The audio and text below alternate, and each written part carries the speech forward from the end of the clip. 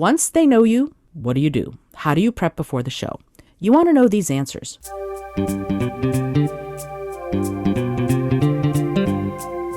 Hello and welcome to the Innovative Mindset Podcast. I'm your host, Izolda Trachtenberg. On the show, I interview peak performing innovators in the creative, social impact, and earth conservation spaces. I also bring you ideas and techniques that you can grab and use to set goals, create, and unlock your potential for changing yourself and the world. And now let's get to the show.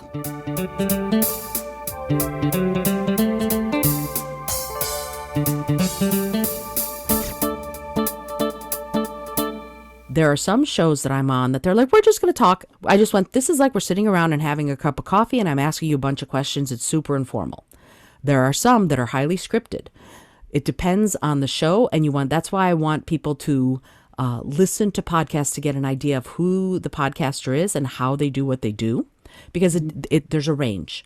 John Lee Dumas for a long time did a daily show, for example, but he asked the exact same 5 questions of every guest. You'd come on and it was the same questions every day. And every guest answered them differently, but it was all his part was always going to be the same. So he didn't take time to build rapport. He's rapid fire. Let's go. Let's get it done. There are some people who will talk with you beforehand. You'll have a pre-show meeting. It depends on the host.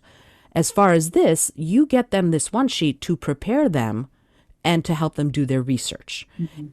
You can ask if you want a pre-show get-together. Hey, can we chat for 15 minutes on Zoom? You can do that. Some podcast hosts will say, hey, you know what? No, I think I'd rather have it be really spontaneous. And some will go, absolutely. And some might ask you, can we get together and chat beforehand? Usually what I do is I do all my research. I've usually looked at their one sheet, their website, done a bunch of research on who they are and what they believe. And then when we begin, the first 5 minutes are, let's chat. My cats are walking in. I have a cat tail around my face. We giggle a little bit. I explain what's going to happen. Hi, this is what's going to happen. You're going to hear the little Zoom thing go, this meeting is being recorded. And then I'm going to introduce the podcast. I'm going to introduce you, and then we're off to the races. But please remember, this is a very informal chat. So if you start talking about something you're really passionate about, I'm not going to stop you. And I let them know that. If you go on a tear, I'm not going to stop you. We're just going to go, and I'm going to build my questions because that's one of my strengths as an interviewer. I'm going to build my questions off the really cool stuff you just said.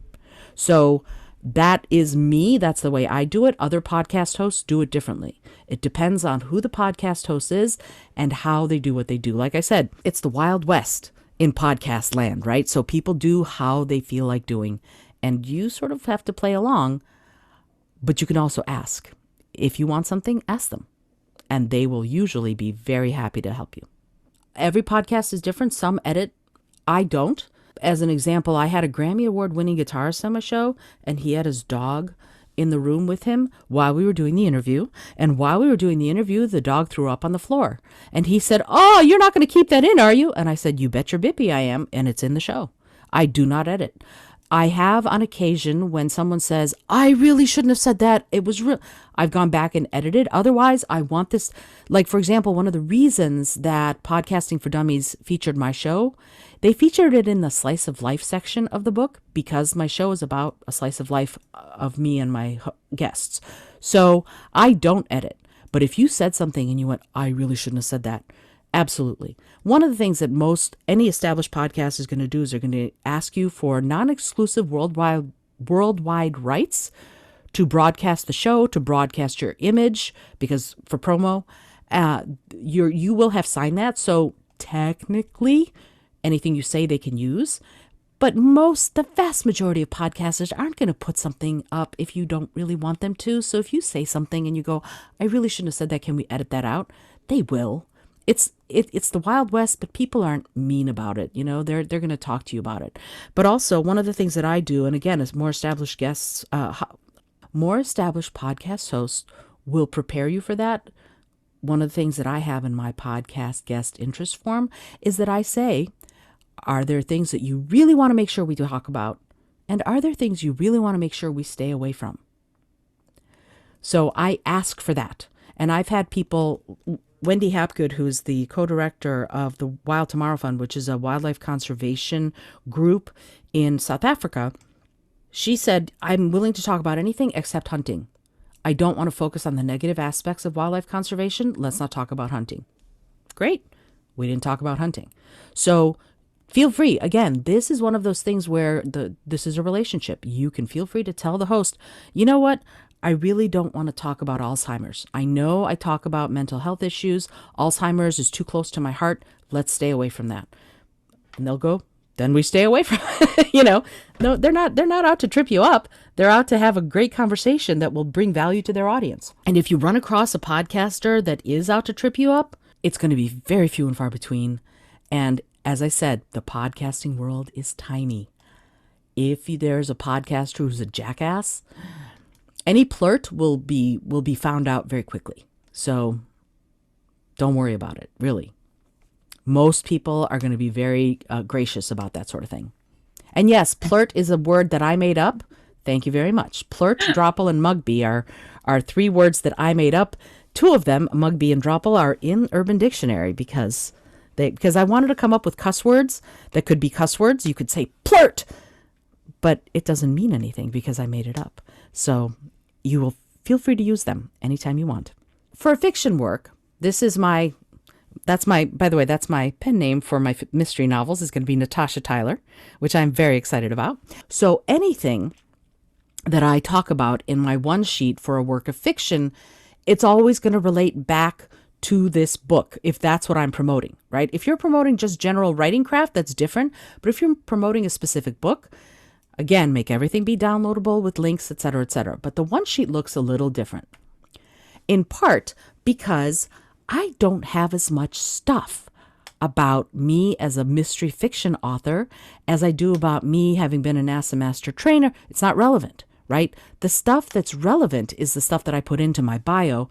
I'm not going to put all the stuff that is about innovation in this bio or anything else.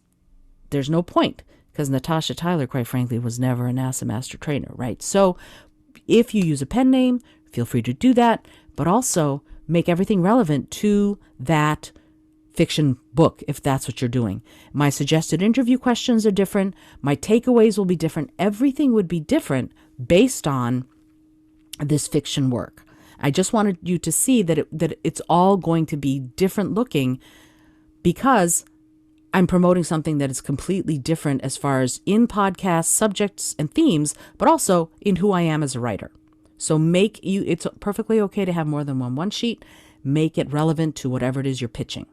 Once they know you, what do? How do you prep before the show? You want to know these answers. What's your story? What stories do you want to tell? For example, when I go in to talk about innovation and I talk about innovative teaching methods, I talk about this kid. When I was working as a NASA master trainer, I was going into schools and teaching them about environmental education. And I was walking and talking about earth science, but I started everything with this beautiful image of the earth, seeing Africa and parts of Europe, parts of Asia. And I was in a 6th grade class and we started talking about this, and most of the 35 kids in the room were terrific. They were quiet, they were participating, it was great. And there was one kid who was running around the class and screaming. And that's what he did for the first 15 minutes. And I'm like, oh, crap, it's going to be one of those. And so we're talking about it, and I asked them, well, what do you see in this image of the earth? And somebody said, I see clouds, I see water, I see land. And I stopped the kid and I said, well, what do you see? And he looks at it and he goes, I see the Arabian Peninsula. And I went, because this is an image of the earth. It's not geopolitical, right? He just saw the landmass. And I went, really? You see the Arabian Peninsula? And he goes, yes. And the countries on the Arabian Peninsula are Saudi Arabia, Oman, United Arab Emirates, and he listed all the countries in the earth. And I went, what else do you see? And he goes, well, this is where the capital is, and this is. And I went, you like geography? And he said, yeah, I do. And I said, it has been solved. So I came up with an innovative little thing. For the rest of the class, I related everything back to geography, and this kid became my deputy. He was the most engaged and insightful and wonderful child because we tapped into what he wanted to talk about, and it worked out great. And it was innovative. So if I'm talking about leadership or if I'm talking about innovation, that's a story I'll tell, right? So when you're talking in a podcast interview about things, you're going to want to tell stories, and telling stories like this, which is a true story. I'm not lying. It's what happened. I have dozens of them that I can pull depending on what podcast I'm going to be on. And that's what you want to do. Find out what your cool stories are that relate to the material you're going to be talking about. It will help you have a focus. It'll help you have a more interesting conversation. And frankly, humans love stories, right? Humans love stories. We love hearing them. We love listening to them. We love telling them. And the more you can personalize your message by storytelling, the more people are going to be rapt with attention, listening to what you have to say. Then you're going to want to know, what do you want to have happen as a result of being on a show? Do you want people to know more about your expertise? Do you want to get new customers? Do you want to get new readers? Do you want to get in libraries? Figure out for yourself what you want out of being on this particular show. And who are the people who make up your audience? Or rather, the podcast audience. If they are people who only want to talk about historical fiction, or who only want to listen to historical fiction information, and you write contemporary romance, not your audience. But if you can talk about how you base your contemporary romance on historical fiction, then that pitch might work. When a podcast host asks you for materials, send them the materials they ask for. Be timely, be on time, and in fact, 5 minutes early is good. Send them your headshots, send them your bio, send them your questions, send them images of your work, anything that they need. Like I would send that wonderful little tarot card murders image. This is the cover of my book. This is that. Absolutely. Because they put it in the show notes. And the more people can see images and get your story, the more they're going to be interested in who you are and what you can do for them. Prep. Here's the prep. Get a pair of earbuds with a mic if you can. Like earpods or anything like that. Your phone you can use, but it picks up external noise pretty quickly. So anything that's dedicated, like this beautiful little microphone that you see that I have, it is not a unidirectional mic. You can't see behind the curtain. I have soundproofing everywhere, so I'm set up to do that. You don't have to be set up to do that, but if you can come up with something that's going to pick up your voice and not much else as far as external noise, it's better. You can get a lavalier or lapel mic for $10 off Amazon. If you use Amazon, I know not everybody does. You can go to Best Buy and do the same thing. New iPhones to plug in, you need a dongle often. You want to have LED lights if you can to make your face look, bright and pretty. One thing to avoid, if you notice my glasses are a little low because if I do this, all you see is the light on my glasses. So here's a tip from me to you. Put your glasses a little lower on your nose and people won't see the light. They'll just see your beautiful face. Okay. Put some notes up to be sure you remember what you want to say. They can't see that you've got huge notes all over, if it's a video show. If it's an audio show, it doesn't matter. You can have it right in front of you. But I put up, if I know that I'm going to want to talk about certain specific things, I'll say, remember the geography story, or remember the giving away the Bible story to the homeless guy in DC. And I'll put it up there and I go, oh yeah, I have to remember to tell the story about Jacob. It's a super cool story. It took 20 years in the making. And it happened because I used to do this social action where a bunch of friends and I would put in $10 a piece. I'd go to Costco. I'd buy sandwich makings, chip bags, cookies, and apples, make about 250 bag lunches. We'd go out into the streets of DC and feed homeless people. And I made great friends because I used to do it a lot. In the homeless population in DC, I got to know a bunch of them.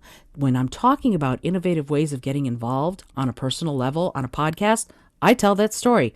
And there's a bunch more, but I don't want to spend time on it. But the whole point is that anything like that I want to be sure I talk about, I put up so that I know to have it top of mind. Make sure that you go to the bathroom beforehand. I know it's a dumb thing to say, but I can't tell you how many times I've gone, I forgot to go to the bathroom. And I'm sitting there going, please, let's finish this interview. And you don't want to do that. You don't want to do it to yourself because you don't speak as well when you have to pee, let's face it. But also, you just want to be sure that you're more relaxed, and having to pee makes it harder to relax. Have a glass of water nearby or tea or something. Make sure your hair is brushed if it's going to be a video shoot. Wipe your face with a tissue to make sure that there's not a lot of shine on your face. And if you wear makeup or whatever, or don't, just be sure that you are presenting yourself in the way you want to present yourself.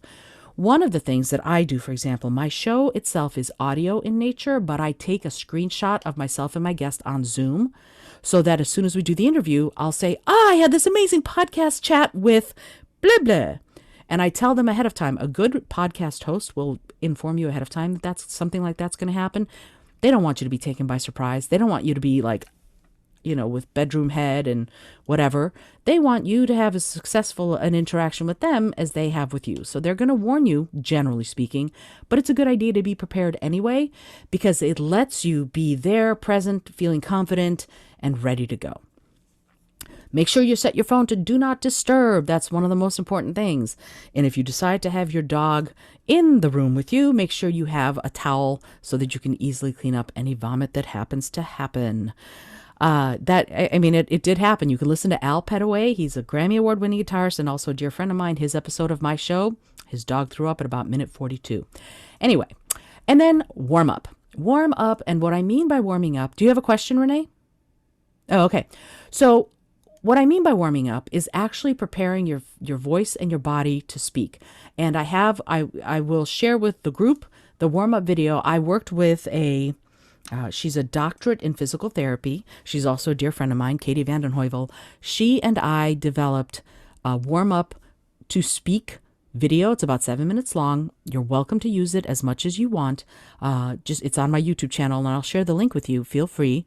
Before you speak in any kind of situation, do that warm-up. It warms up your body, it warms up your spirit, your mind, and also your vocal apparatus so that you can speak with more confidence and feel like what you're trying to say, your mouth is able to say. Because sometimes you're trying to say it and your muscles are not ready and awake enough. So if you wake them up, it'll be much easier for you. During the chat, one of the things that you want to do if it's a video chat is look at the lens, not the host. Otherwise, you look like you're looking down the whole time.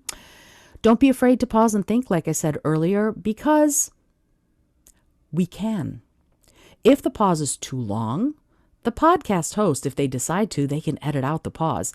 I personally like a moment to stop and think because it lets all of us absorb the information just a little bit better. Why not?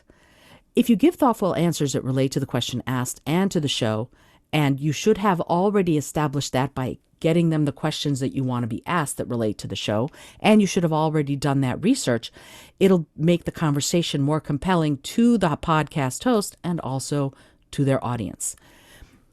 Feel free, as you've heard me do, I have this YouTube channel, I have this website, and I give it all, and I gave you all my links. Drop your information in the middle of the chat. Well, on my website, on the izoldat.com/links page, I have a list of all the different times that I have been in the media in recent months. Feel free to check it out.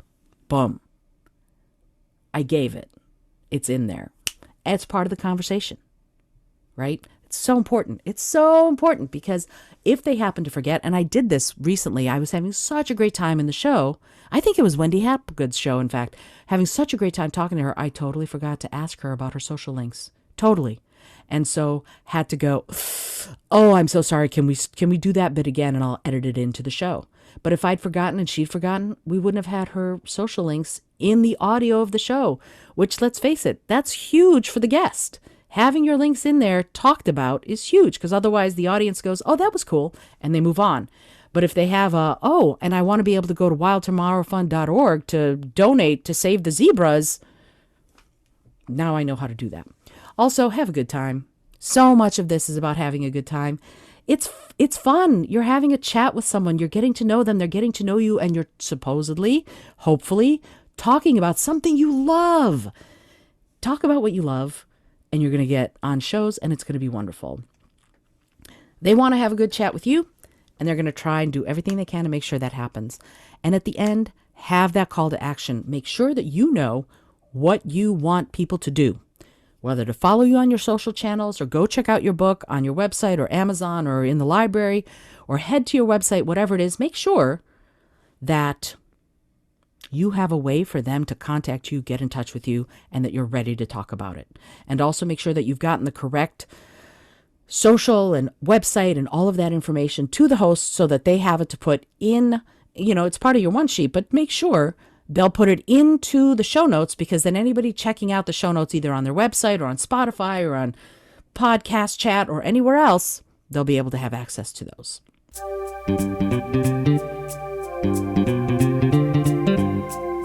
Thank you so much for joining me today. I really appreciate you being here. Please subscribe to the podcast if you're new, and it would mean the world to me if you told a friend about it. Today's episode was produced by Izolda Trachtenberg and is copyright 2022. As always, please remember this is for educational and entertainment purposes only. Past performance does not guarantee future results, although we can always hope. Until next time, remember to be bold, be creative, and most of all, be kind.